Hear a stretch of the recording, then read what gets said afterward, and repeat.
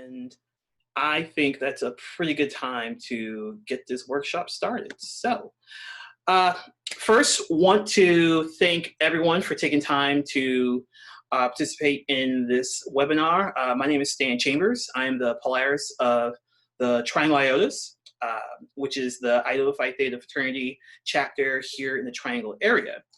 And our chapter, along with the North Carolina Black Alliance and the Beta Pi Sigma and Theta Lambda Sigma alumni chapters of Sigma Gamma Rho Sorority Incorporated, that's Durham and Cary, we have launched a 5-part virtual voter education series to increase voter literacy among Black and Brown communities ahead of the November election.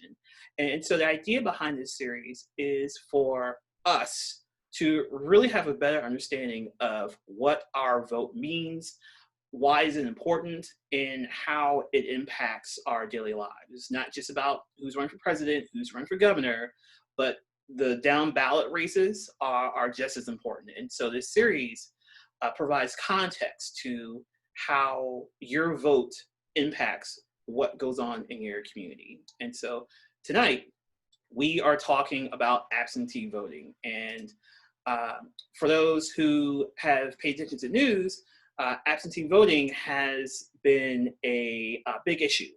The president has brought it up. As you may know, he's not a big fan of it. And just as Courtney and I was discussing before we got started here, there was a recent agreement regarding absentee ballots. And Courtney can get into this a little bit more. But in short, when you do an absentee ballot, you have to, of course, fill out the ballot, then you have to seal the envelope, and then you sign the envelope, but then a witness has to sign it as well. Well, with this ruling, if that witness part isn't complete, you can sign an affidavit and you're good to go. And so, as Courtney has alluded to, there are Republicans that are not too happy about this ruling, but it is what it is. And so tonight we have Courtney Patterson. So Courtney is not only an organizer, but he is also the chairman of the Lenoir County Board of Elections. And so he's going to walk us sort of through absentee balloting, how it works, sort of the issues or things you may not know about absentee balloting. And again, this is an open discussion, so please ask your questions during our conversation. So Courtney, thank you for taking time on a Tuesday evening, and the floor is yours. So, okay, Stan, thank you so much. And from my days in the classroom, I'm real comfortable when we discuss and interact with each other. So if you have a question along the way, I'm happy to entertain that. So to get started, just to say, in North Carolina, there are basically 3 ways to vote. And one being vote by mail, which we will get into a little depth on that. The other one is early voting, using the early voting one-stop sites in your county. Each county has done that much differently, and you would need to contact your Board of Elections or go to the state board to find out where each one of those locations are in your county. It's a situation where people can vote anywhere in that county. And also during that period of time, you can register and vote on the same day. So if you miss people up to October 9th, get them to early voting between October 15th to October the 31st, and they can register and vote on the same day. And then we have election day voting. What the election day, which is on November the 3rd, where you specifically have to vote in your precinct, and that's your assigned precinct. Now, there is a thing in North Carolina called out-of-precinct voting, where you can cast a provisional ballot. Don't recommend it because you could not have an opportunity to cast some of the votes on your ballot style, on your voter ballot style. So that could be an issue there. So the thing that early voting and election day voting have in common, if you're disabled, Now, to say I'm scared of COVID and I can't go in, that's not going to be work.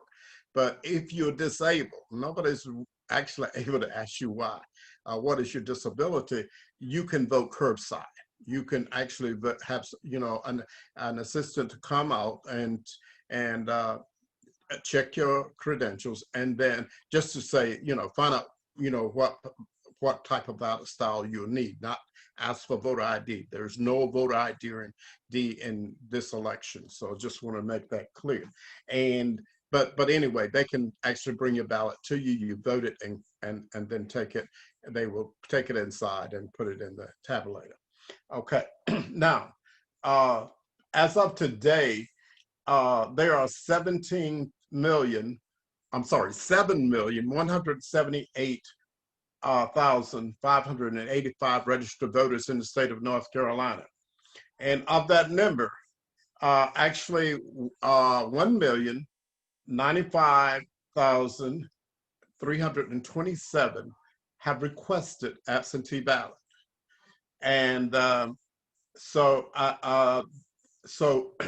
when a person decides to vote by mail, there are some things they have to do. First off, they have to get the ballot. So you have to actually request an absentee ballot. And in requesting the absentee ballot, you need to, you can actually request the application. Even you can go online to get the application, but there is an application form that is required to get the absentee ballot.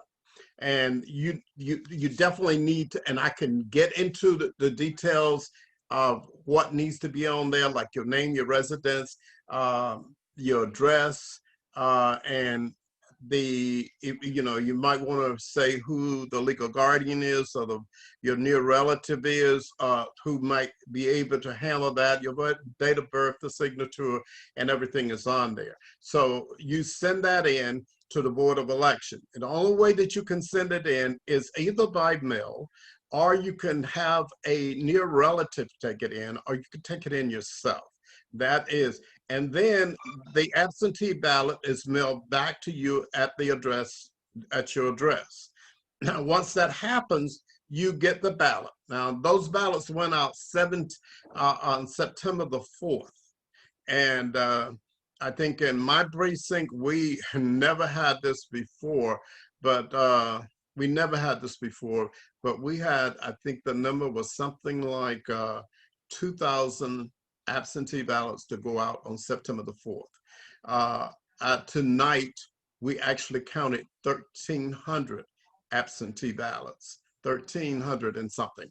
But we counted, we didn't, what we do is we put them in the tabulator, and I'll talk about that later on, about what that process is like.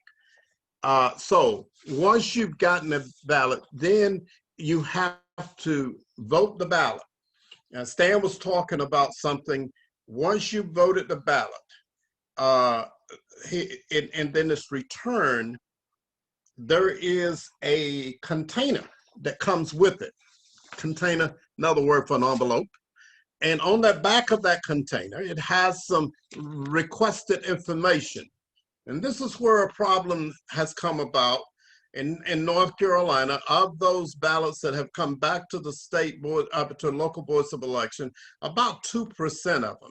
In my particular county, we had 0.5% actually to come back and to have issues that we had to do something with. Well, we had already put a plan in place where we did not just not count those ballots. But then the State Board of Elections said, hold up. So apparently at that point, that's when they decided that they would do something to make sure that these ballots didn't get sent back, and there would be a cure required for this.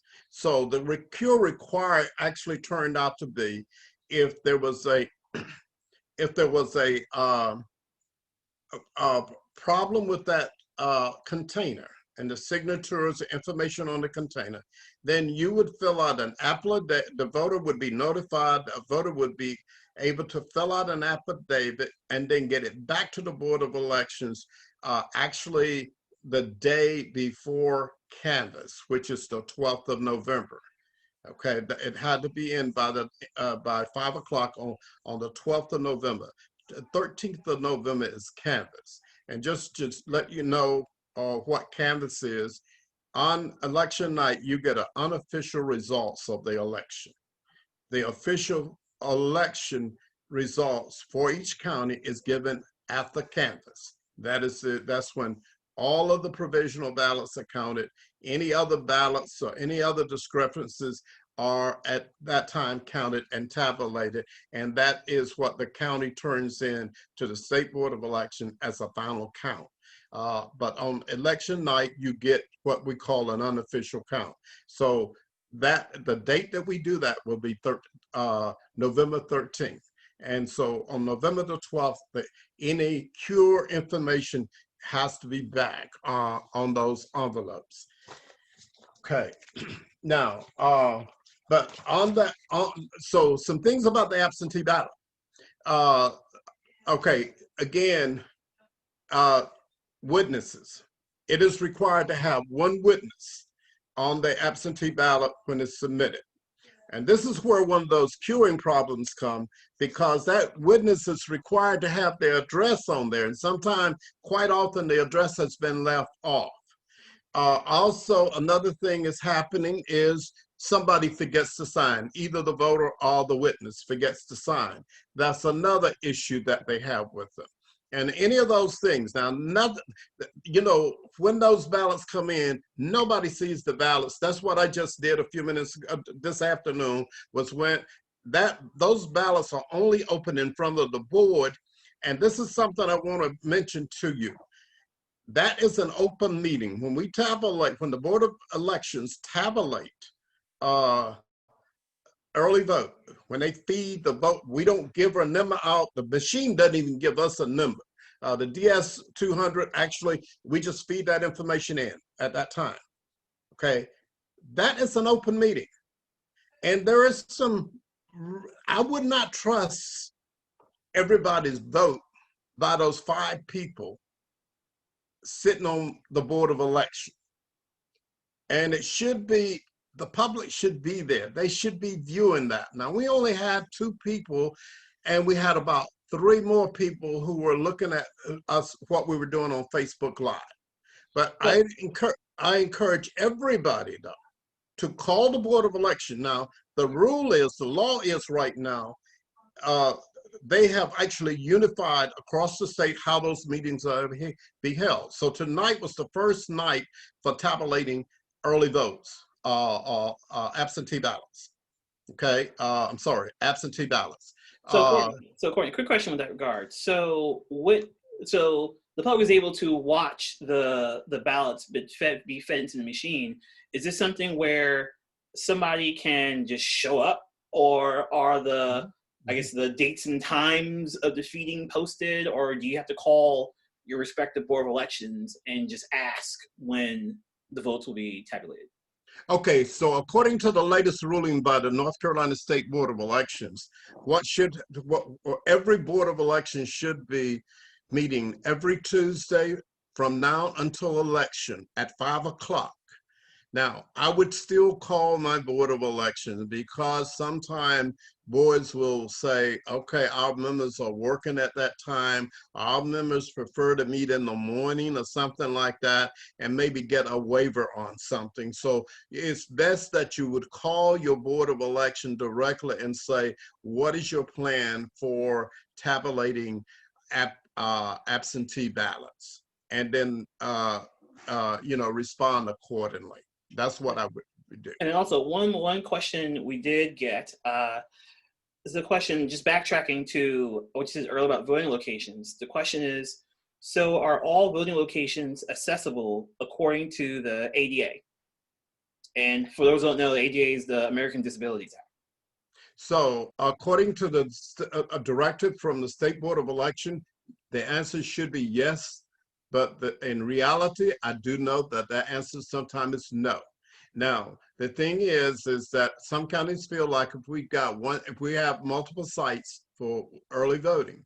And we got a site or two that, you know, that is ADA compliant, then we are okay. But it is my, and that is one thing as a board member, and I've been on the board since for about 9 years now, since yeah, 2011. And so what happens is, I've always been very, you know, whenever we open a polling site, it needed to be ADA compliant. You know, we just had to look for something differently. But in answer to your question, it should be yes, but in reality, you might want to check it. It may be no. And I recommend that you know, that people will attend their board members leading up to one-stop selections and make sure that that is a piece that should be um, followed, and that for every board, for every board, and every citizen should have access to voting. Great, gotcha. So you mentioned one thing that people may not know about this process, and that when the ballots are tabulated, that's public and people can view that. What are some other things that people may not know about absentee voting in North Carolina? Okay, you know, there've been some rumors around that, okay, they're going to look at your signature and they're going to compare it to your signature when you register to vote. I don't mind sharing, I'm 74 years old.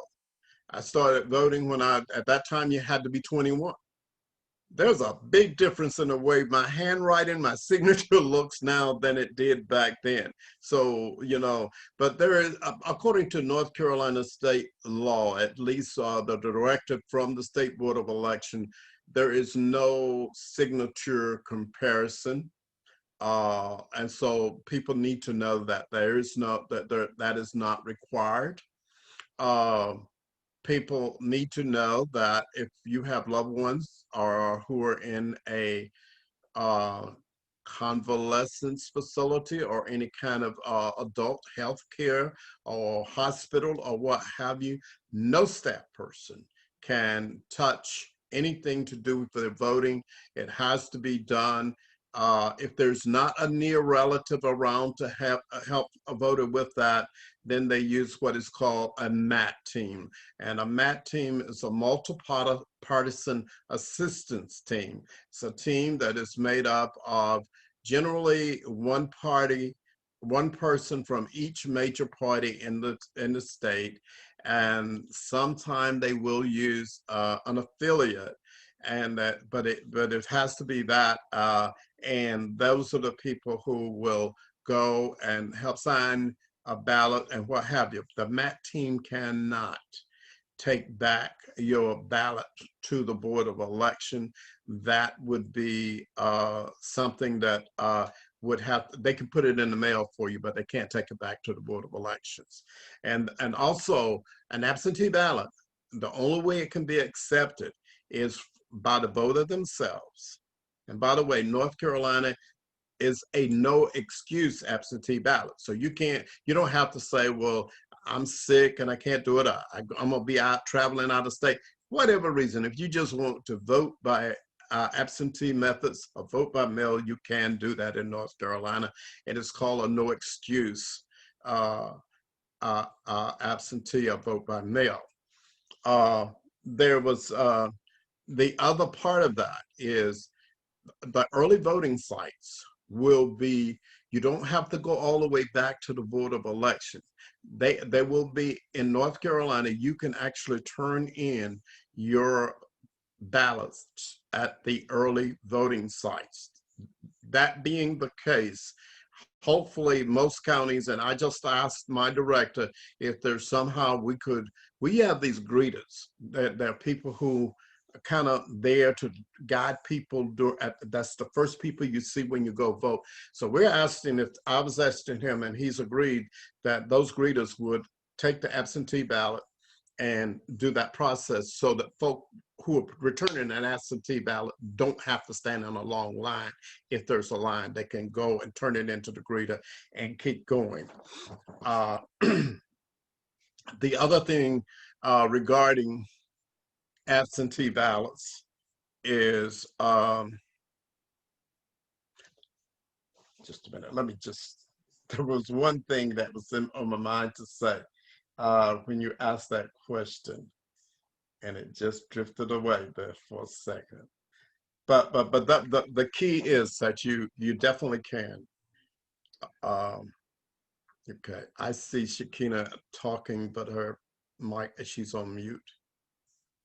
So while that's getting situated, I do have another question. Another question did come up, and I'm just going to read this. It's great to know that we have the ability to watch votes tallied in public. However, I would not know what to watch for. What would be a helpful, productive way for everyday citizens to attend and engage with public vote counting? Okay, public vote counting can be, depending on how, what provisions are being made by the Board of Election. This is the first Board of Election that we've had in person since probably at least since June. And we did one in May that was virtual, and then we came in June. I myself said not again because people refuse to wear masks, people refuse to have protocols, and as chair of that Board of Elections, it's usually the chair who kind of help make that decision as to what the meetings are like. And I just said from now on, we got to do it virtually, and that's what we did. So depending on how they have their meetings, and that you can find, and you can call the local Board of Elections, they should gladly tell you that. And you can, sometimes they do it by actually allowing you to watch. We actually had people we had a setup for people to come in. We had actually 13 seats. We reserved 2 of those seats for each major political party. And then we also had a Facebook Live viewing. So what are some of the things as an observer that you want to look for, and that you want to be able to make sure things are going on? I'll give you an example. We've got several voters who turned in their absentee ballot.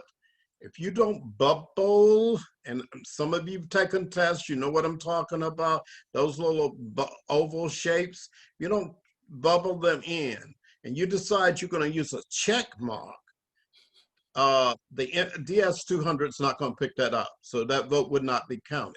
So one of the things you want to make sure of that ballot don't get thrown away, because there's nothing wrong with, as long as there's a clear indication of the voter for someone, and the board normally will vote on each ballot when that happens. But for one of the board members or staff member, once the board has voted to do this, is to bubble in that. There are times that a ballot may get spoiled by, I got at least 1 or 2 tonight. I don't know why folks feel stuff on the ballot when they're, and then they send it in, and the DS200 won't take that. So what happens is you can do a duplicate ballot and run it through that way. But you clip that, you hold on to that ballot. That'll always hold on to the original ballot, but so that you make sure there is no hanky-panky stuff going on where somebody might just do 2 or 3. I mean, anything that could happen.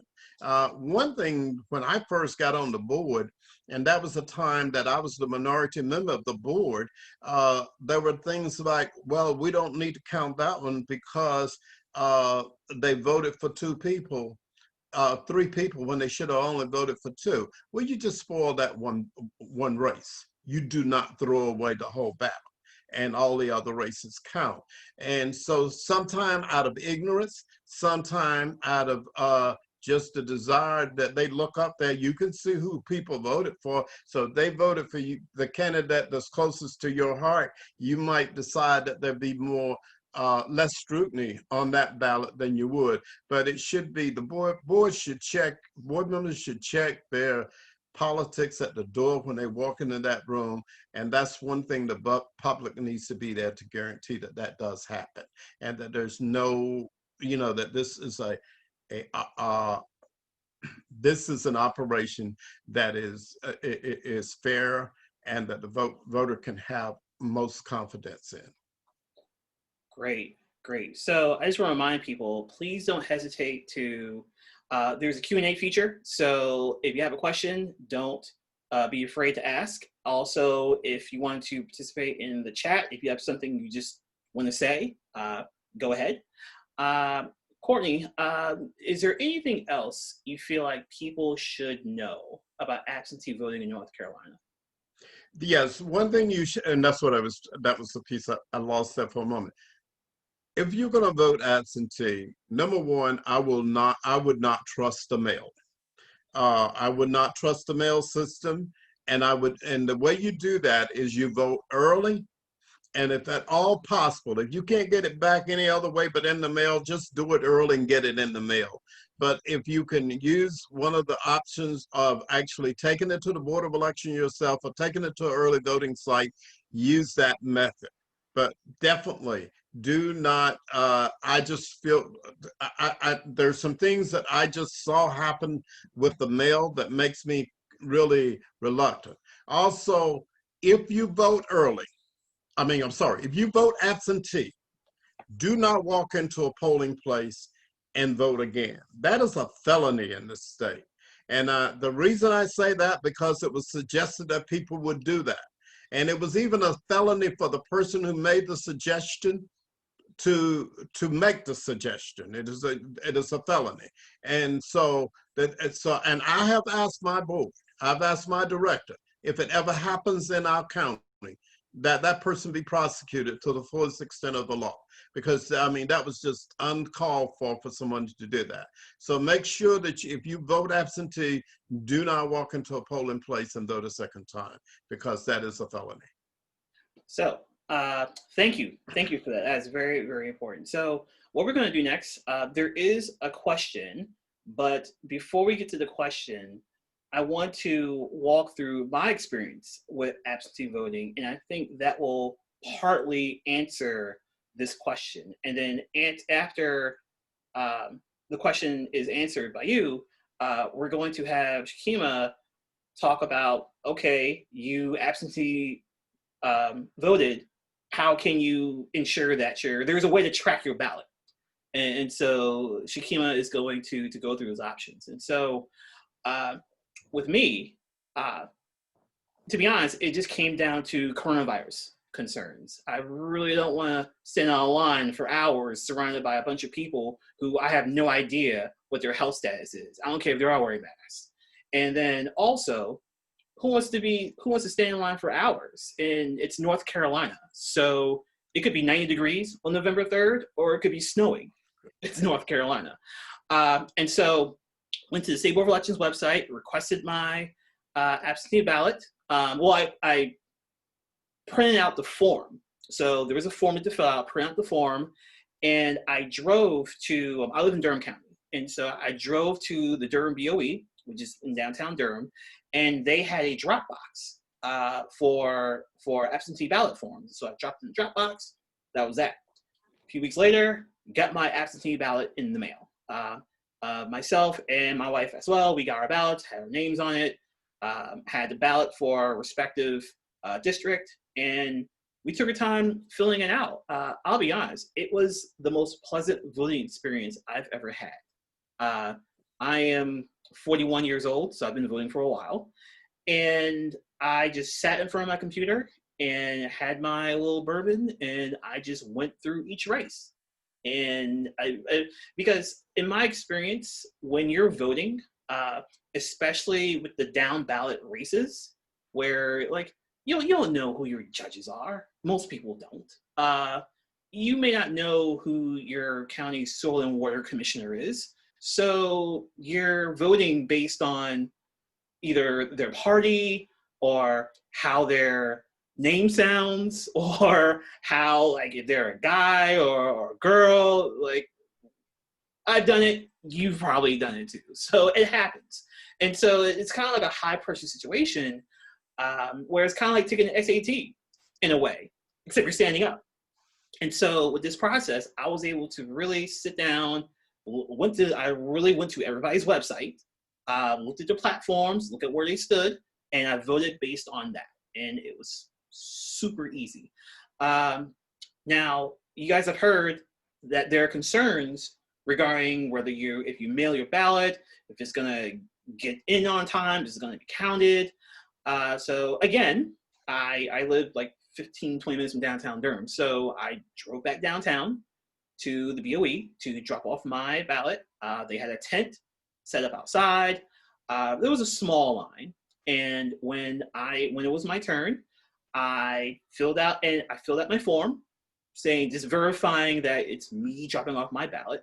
And I also dropped off my wife's ballot as well. You can do that as a direct relative. Right. Filled out the form for both of us, signed it, saw them drop the ballots into this little red cart, and that was that. By far the easiest voting process I've ever experienced.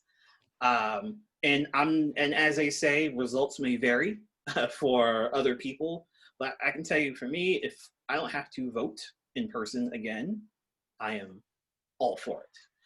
So, to that point, the question that we have is, how can we be certain that the poll worker is legitimately, I think I said that wrong, apologies, taking our ballot to be counted?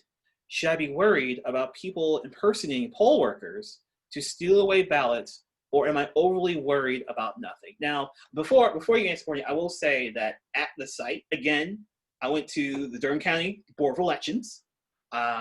Everybody who was there had on Durham County polos. They had their IDs on them. I'm not saying that you can't get a Durham County polo and an ID and impersonate, but the way it was set up, it seemed like it would be hard for a stranger to come under the tent and start taking ballots. And on top of that, all the ballots were going into one place. And so, but again, that was just my experience, and that was Durham County. So, Courtney, if you can add anything if possible. So Stan, yeah, definitely so. As you alluded to the fact that you went to Durham County Board of Election downtown, and they were wearing polos, there's also always an indicator that the person who is taking those ballots is an official member of the Board of Election staff, by either wearing a name tag, by either some identification. And if you're not, if you really get to be really scary about that or something, ask for the director. If you're going straight to the Board of Election, ask for the director of elections and hand it to that person. And I'm certain they will take it. Even in a county as large as Durham or Mecklenburg, I'm sure that would happen if you just need it be. But I think that is not at all a worry. At all. As much as you trust the mailman to take your mail back to the post office, you can trust that the employee at the Board of Election would get and that person is a Board of Election member. Only if you see somebody, if it's going to be obvious that this person is impersonating somebody. I just think it's reasonably safe. Let me say something. In all that has been said in this country recently about voter fraud, out of the 9 years that I've served on the Board of Election, I have yet to encounter anything where somebody tried to vote when they shouldn't vote or anything.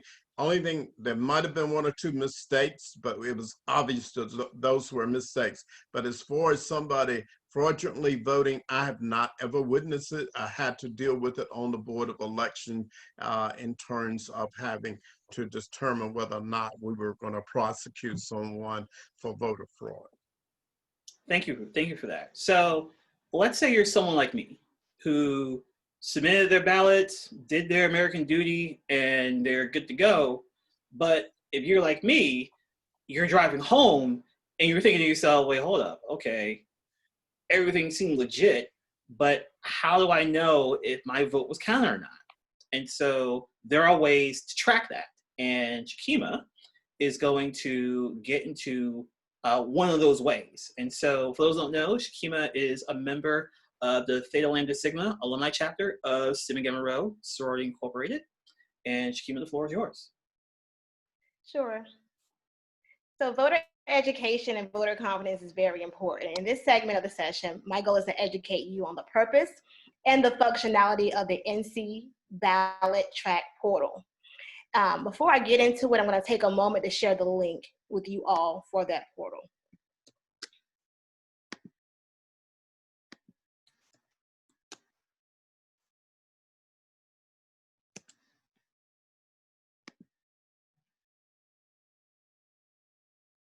Okay, now that that link is shared, I want to note that this system does not change, nor does it update your voter registration. In order to use this link, you must have a valid absentee ballot request on file with your County Board of Elections to use the North Carolina ballot track system. So if you have not requested your absentee ballot, I'm going to also put in the chat box the link for you to do so as well.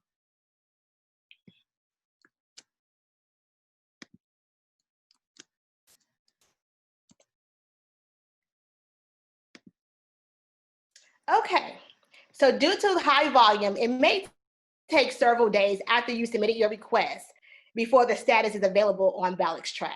So how do you sign up for Ballot-Trax? It's very simple. You're going to use that link that I posted in the chat, or you can find this link with your county's Board of Election office. And when you go to the link, you're just going to sign up and just enter basic your contact information and what notification method that best works for you. There are 3 options to be notified. You can be notified by phone, text, or email. Some of the common asked questions is, do I have to provide personal identification information to sign up? And the answer to that question is no, you don't. The only information Ballot-Trax need is your first name, your last name, your year or date of birth, depending on what county you're in and their requirements, and potentially your zip code. This information is also on the voter registration that is made public. Some common questions are, can you limit the notifications that you receive? You can. You can limit how you want to be notified and the hours you want to be notified, which eliminate pesky 2 a.m. texts. Do you have to receive notifications? You don't, but most people want that feature. Can you unsubscribe? Absolutely. Once you sign up for Ballot-Trax text notification and you receive a confirmation text, do you have to respond yes? And the answer is yes. They want to make sure that they have your correct contact information. The last question that people have about the Ballot-Trax system is, will your vote still be confidential? Yes, it will. So the Ballot-Trax systems track your ballot envelope, not your ballot itself. So at this time, I would entertain any questions about that system. Awesome, great, thank you, Shakima. So what I'm going to do is, so Ballot-Trax is just one way you can track your absentee ballot. What I'm going to do is I'm putting a link to the State Board of Election, which lists a ballot track along 2 other options to track your absentee ballot. And one is you can look up your voter record on the state BOE website, and if your ballot was counted, then it should show. I don't know, like I said, I submitted my ballot on Monday. So I don't know how long it would take for it to show up on the website. My guess would be a week, I think would be kind of reasonable. So there's that option. And if you have a question that the state BOE website or Ballot-Trax can't answer, then you can call your local county board of elections, but be mindful that it is game time for county election officials. So you might not get an immediate response. But also, we do have a related question here. And I think Courtney might want you to chime in on this as well. So the question is, how can you tell if you have an official absentee ballot form? There are so many organizations providing them. I will say that my form, I believe it came directly from the State Board of Elections. And you know how on the envelope on the upper left, it'll tell you where your mail is coming from. It said the North Carolina BOE. So I know there are like that other organizations, like I got one today. So thankfully I can look at it and say, yeah, I'm good. Courtney, I don't know if you have anything to add. So yes, and that's a good question, and that is a good question. All of those forms, as long as they have the proper information on them, but it's like Stan was saying, to be sure, you can always go to the website, State Board of Election website that he's getting ready to put in the chat right now. You can always go there and be sure you got an authentic request form. That's where you can go. But there were several, and the Republican Party sent them out, the Democratic Party sent them out, and a whole lot of other groups have sent out cards, request forms, and most of them work. Most of them work. I don't know of any that I've seen that didn't work. There were some I really questioned as to who sent them out and why. But that's neither here nor there. We're going to stay on the nonpartisan side of this thing.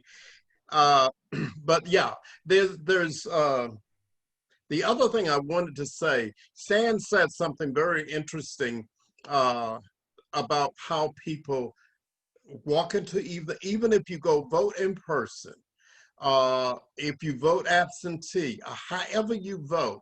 You know, at that website, at the North Carolina State Board, if you go to voter lookup and you look yourself up, you can actually print your a sample ballot. This is what your ballot that you will get when you go vote, or whether if you're voting by mail, that they will send you. And you can do just what Stan said that he did. I encourage everybody, as well as to vote, but vote intelligently and help others to vote intelligently. And there are, in addition to going to their websites of the candidates, I dare say you don't want to listen to what you hear in sound bites on TV and judge how you vote by those sound bites. But if you will, there are voter guides. I got 5,000 sitting in my car right now that we're going to get out tomorrow. But there are voter guides all over this place, and that's one way to use. But just know who you're voting for. Just don't vote for anybody. But the important thing you do is vote. Okay, so we have a little bit of breaking news right here. So that link I put in the group chat, not only does it allow you to track your ballot, but you can also request an absentee ballot through that link right there in the chat. So as Courtney was talking, I clicked on the link that I put in the chat, and I went to the State Board of Election website to look up my voter record. And I would share the screen, but it's on a different computer. And like I said, I submitted my ballot yesterday, and it's already registered on the BOE website. It says election date, 11/03/20, County Durham, absentee status, ballot return, return date, 9/28, return method in person, return status accepted. So I'm good. And that took 24 hours. So for them to count that. So a week might be, I said earlier, a week might be a little much. As you can see, it took 24 hours for my vote to officially count. And now I can ignore all the ads and the texts and phone calls I'm receiving. So anyways, so we have another question. And by the way, please, wow. And I just got an email for my sample ballot in Florida. So for those who don't know, I used to live in Florida. I used to live outside of Tampa, and I still get communication from Florida regarding voting stuff. So I'll delete that. But anyways, so this question is, how do students handle voting that may have registered to vote in the area of their university, but they're now remote learning from home? And so this question, no, I'm not going to couch it. So Courtney, it's yours. So, Stan, let me make sure I understand you. So they are registered to vote at the university that they attended. Right. So like And, let's say I attend North Carolina Central. And right. so I attend Central, so I decided to register to vote in Durham. But now, because of COVID, I'm back home in Wilmington. And so if I'm back home in Wilmington, do I have to re-register to vote in New Hanover County? Let me say this. If you do it before October the 9th, you can do that if you choose to do it. But you can also vote by mail, vote absentee. You can request an absentee ballot, and you can vote in Durham, the absentee. If you that would be the way you could do it. You actually kind of have a choice if you want to just say, okay, I'm gonna change my registration. And by the way, if you don't want to go to the Board of Election, you can go to the DMV website, and you can actually go there to change your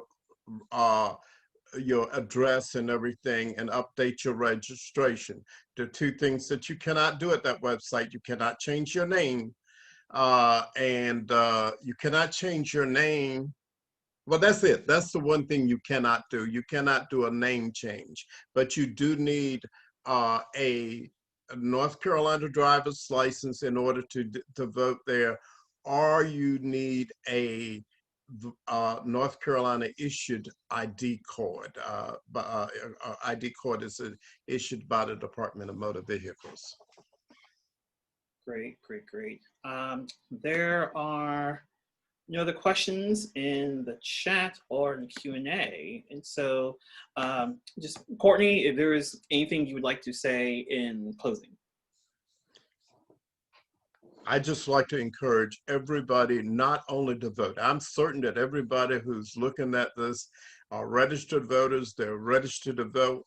But this year, this vote, the vote is so important this year that every one of us have to be a voter organization ourselves. And this means that everybody that you know. I grew up in a time that we didn't have social media. We didn't have a telephone in our house. That's how early I go back. And what happened was, how do we get information? And many people in that generation could not read and write. I really could not. So how did they get information? But they got it through word of mouth. And that is the strongest instrument we have to mobilizing voters, is to be able to talk to people. When you walk to your neighbor, when you're in your yard, you see people on the street, in the grocery store, raise the question. There's nothing wrong with saying, hey, are you a registered voter? Do you plan to vote? I mean, just ask the question. And then what I do, and I said to my neighbor a few weeks ago, he walked out and I was in my garden, and I said, Omar, you registered to vote? He said, yes. And he said he told me who he was going to vote for. I didn't ask for that, but that's great.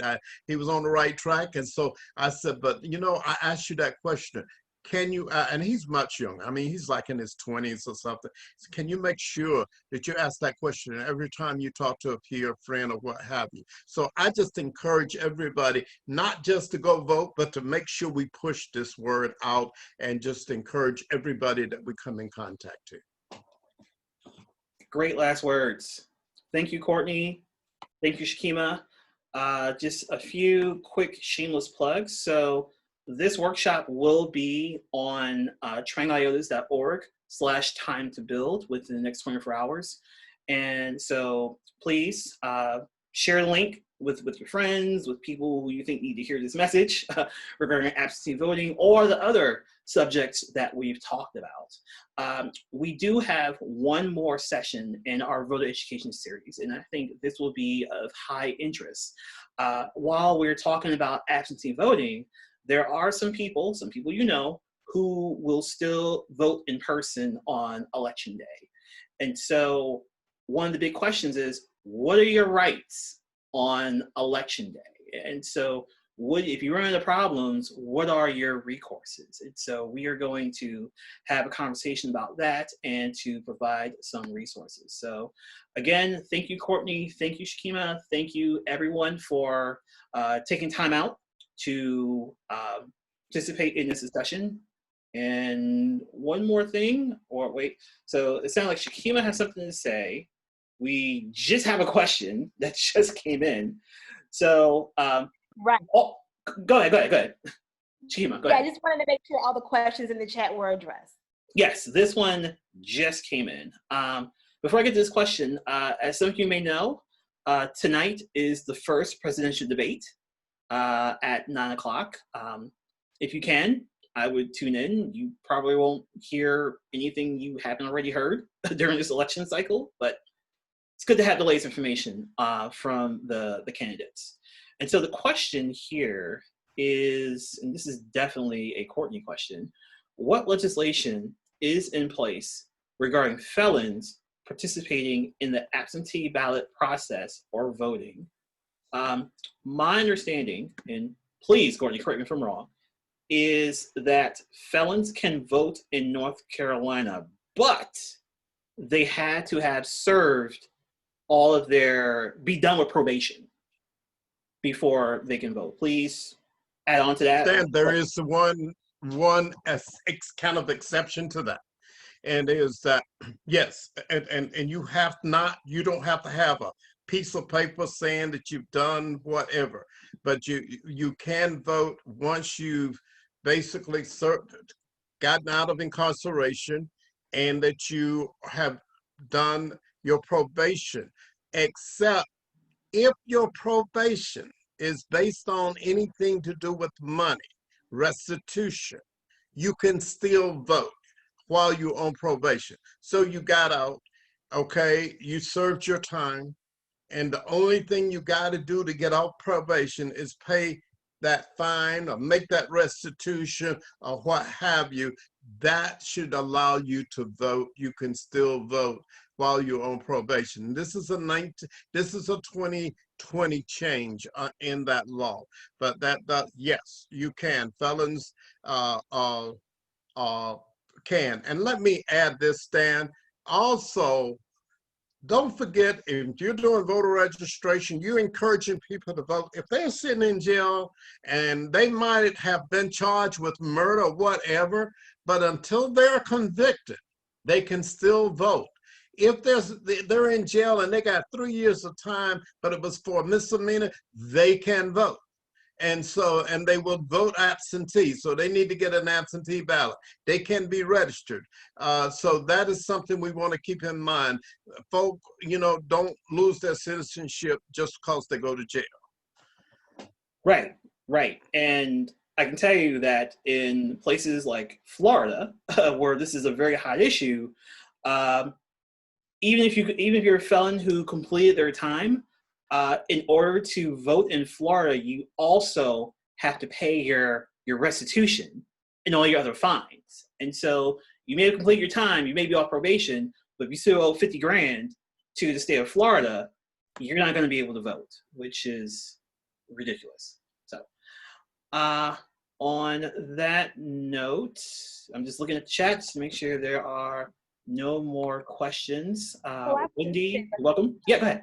Oh, so I posted the guidance where you can find the guidelines on the North Carolina State Board of Elections website, particularly about registering felons or people in the criminal justice system who may have questions. Extremely helpful, extremely helpful. So again, thank you for everyone. If you haven't already, vote. And hopefully we'll see you guys at our next workshop at the end of October. So thank you, everyone. Stay safe. Have a good evening. And again, oh, you're welcome, Joyce. I thought she was having another question. Have a good evening, and hopefully we will see all of you next month.